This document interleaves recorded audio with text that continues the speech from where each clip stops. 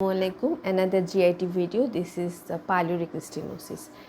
So in the video I can see a 2-month-old boy in hospital settings with digestive tube and IV cannula in situ. Child is non-dysmorphic, not well grown for his age. However, I want to do the anthropometry, and during there is projectile vomiting, and abdomen examination shows there is olive shaped mass in the left upper abdomen and moving anti-clockwise wise, not crossing the midline, and seems to be peristalsis.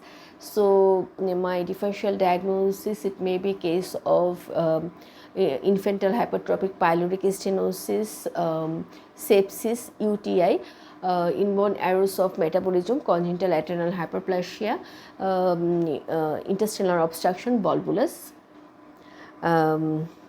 malnutrition. So history, onset, course and duration, feeding history, and what is the feeding pattern, and after the feeding how the child reacts. Actually he will be hungry hungry afterwards, and what is the weight of the child, is there any fever present or not, amount of the P for assessing of the dehydration status, and detailed history for the vomiting, pattern of the vomiting, and content of the vomitus, and weight gaining, and the family history of such illness present or not, medication history, macrolide.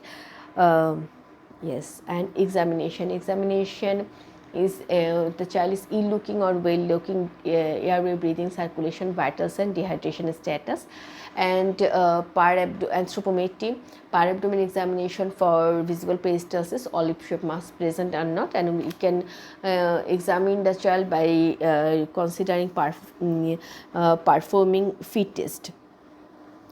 And investigation, full blood count, urea electrolytes, capillary blood gas analysis for hypochloremic, hypokalemic, metabolic alkalosis, and ultrasonography for pyloric thickening more than 4 mm and pyloric length more than 17 mm, and X-ray strings are present, and barium swallow there is presence of mushroom sign. And in ultrasonography we can see the caterpillar sign.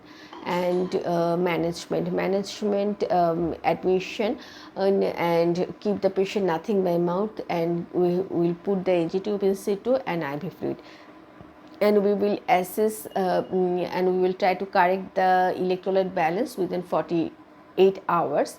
And if the child is dehydrated, so we will give the fluid, normal saline 175 ml per kg per 24 hours. If child is not dehydrated, then 150 ml per kg per 24 hours, and we will add potassium chloride is 500 ml fluid, and NG tube suction fluid will be replaced with normal saline.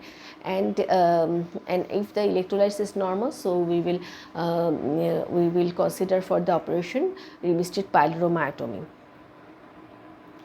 And after operation, maintenance fluid will be normal saline with 0.9% sodium chloride with 5% dextrose, and the amount will be 150 ml per kg per 24 hours. We will keep the patient nothing per oral for 4 hours, and the patient can be discharged after 24 to 48 hours. No follow-up is needed. Minor bleeding may occur in the preceding 1 week. Thank you.